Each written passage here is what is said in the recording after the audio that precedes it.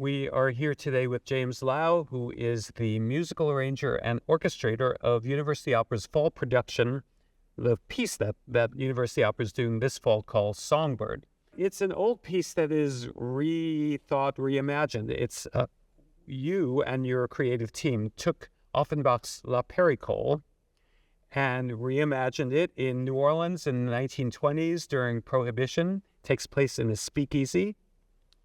And the brilliance of this piece, part of the brilliance of this piece, I think, is that you took all of that and you arranged it. The musical arrangement is for jazz bands. So we have an operetta with people singing like operetta singers and a little bit of musical theater, and the accompaniment is a jazz band. So welcome, James Lowe, here. Thank you. And we have some questions for you that we'll get to. Thank you. It's great to be here.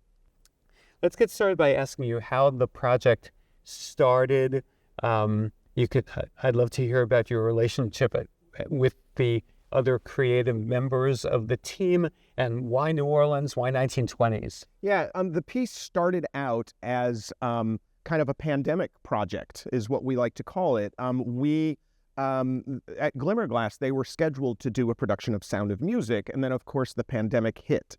And when they decided in 2021 to do an outdoor season that would allow audiences to be safe and distant and outdoor, they decided they wanted to cut all their productions down to 90 minutes, one act, and to find kind of comedic, lighthearted fare. The production that had been scheduled was The Sound of Music, and that starred Isabel Leonard and Bill Burden.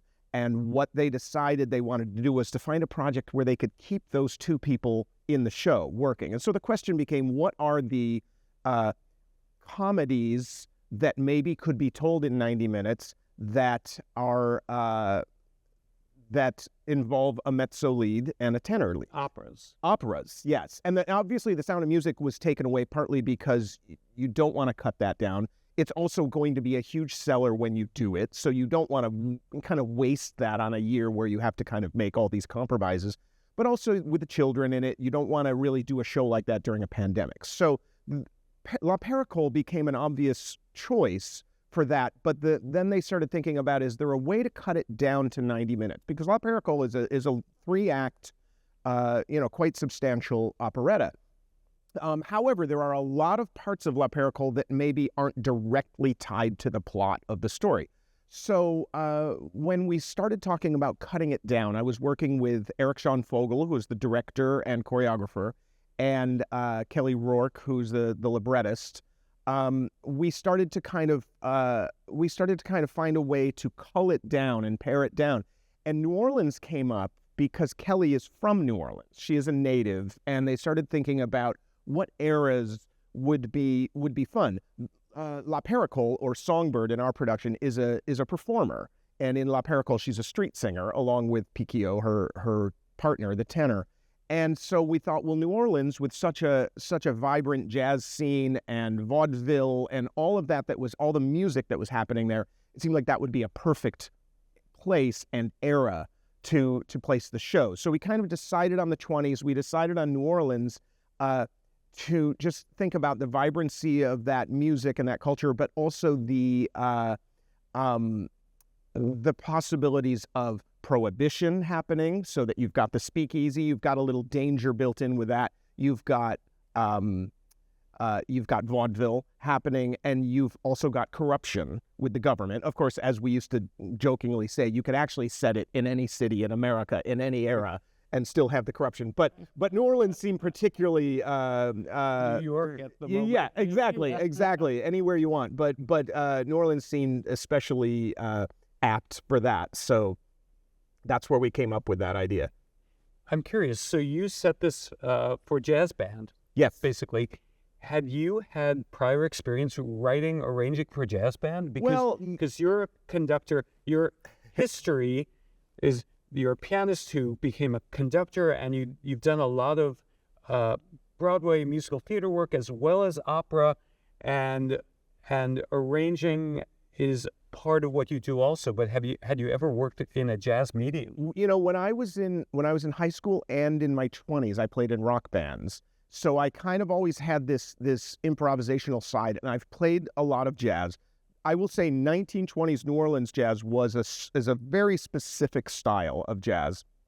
It's kind of the birthplace of it, but it's still kind of coming out of marching band traditions, ragtime traditions, so the blues. So there's a lot of kind of melting pots of music that aren't necessarily what we think of when you think of like mid-century jazz, like the 50s, the 40s, that kind of thing. So it's quite different and very specific. So I will say I had some experience, but I did a huge kind of deep dive into the music of that era. Luckily, this era coincides with the start of recorded music because the first jazz recording was 1917. So I was really able to take 1917 up to 1930 and really kind of immerse myself in these recordings of the bands of the time, Louis Armstrong and Jelly Roll Morton, and there were lots of bands of that time and singers and composers that were writing. So there was a lot to kind of glean from that. And the orchestration that you settled on is based on some of those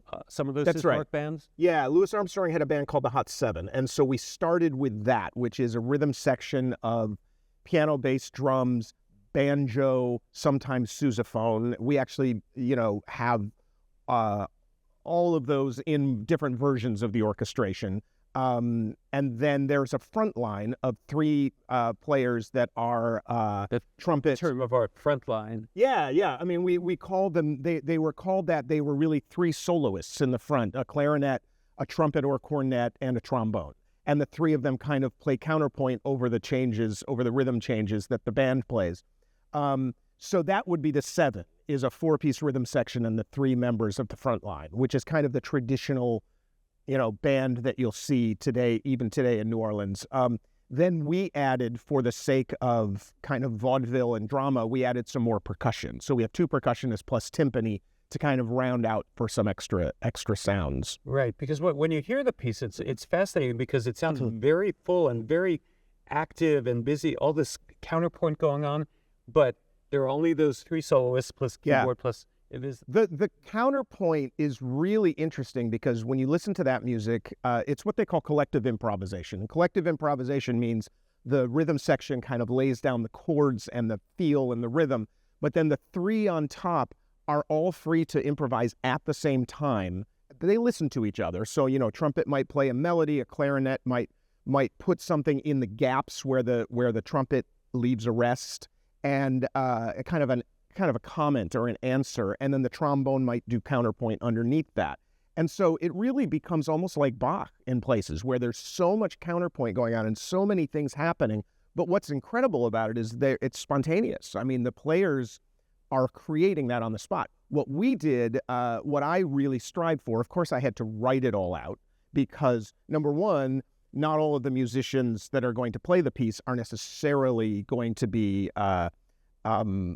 jazz improvisers in that way. So I made sure that we notated everything, but also in a theatrical setting, there has to be some consistency. You can't just say, these are the chords, everybody go nuts. So there has to be some kind of dramatic consistency. So really every lick, everything in it is notated and written out, but it's to sound like it's being improvised. And so hopefully the goal is that it gives the impression that it's being created on the spot, and that but you're right, it is very busy. At all times, there's, four things happening at the same time. I'm in love with the piece.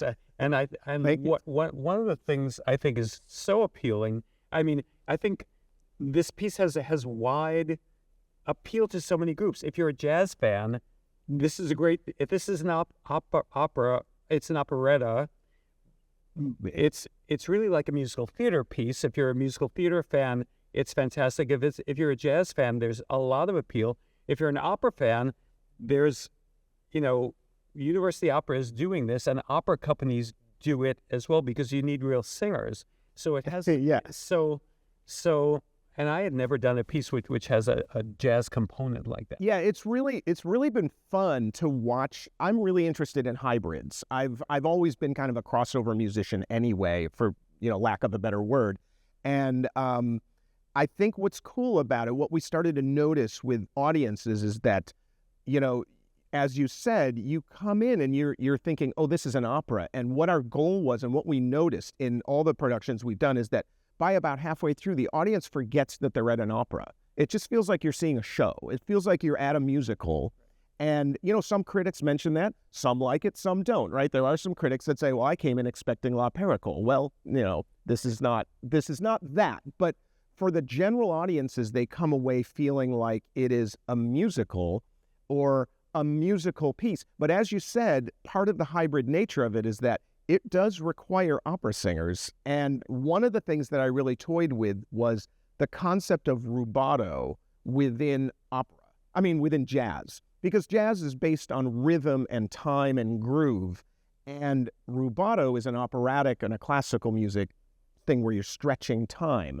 And there are places in the show where we were able to get, for example, in the aria, the late aria "Tu n'es pas beau" of Songbird, where she's able to stretch operatically some lines, and the band completely follows it, and it works within a jazz context, but it still sounds like maybe something Bessie Smith would have done, but it's with an opera singer needing to kind of float that line. So my hope is that audiences will kind of get the singing that they crave, really beautiful long lines, also big powerful moments in the ensembles when everybody's singing, but also have a great time and feel like you're just coming, you just watched a show and you have a great time and you leave, and it doesn't feel like there's some foreign element of opera that I think a lot of audiences maybe struggle with. Yeah, so Songbird is really a feel-good piece. And one of the reasons we planned it is actually we knew it was going to be around the election time, and we know that there's so much, well, we didn't know this, we didn't know what was going to be going on in the Middle East, right now, but there's a lot happening in the world at the moment. We can all agree that is difficult and pits people against each other, but people are going to come into the theater and experience this feel-good thing and walk out like I did when I saw it in Milwaukee last year, thinking, I feel so good. This makes me happy. It takes me away from whatever issues I might have in my life, and I'm experiencing this communally with an audience and with performers, and we just want to thank you and Kelly and Eric for putting this together, and we're so happy to be doing this piece on between November 22nd and 26th here in Music Hall. And thanks for talking to us today, James. Absolutely, my pleasure. Yeah. Thank you for having me. Yeah.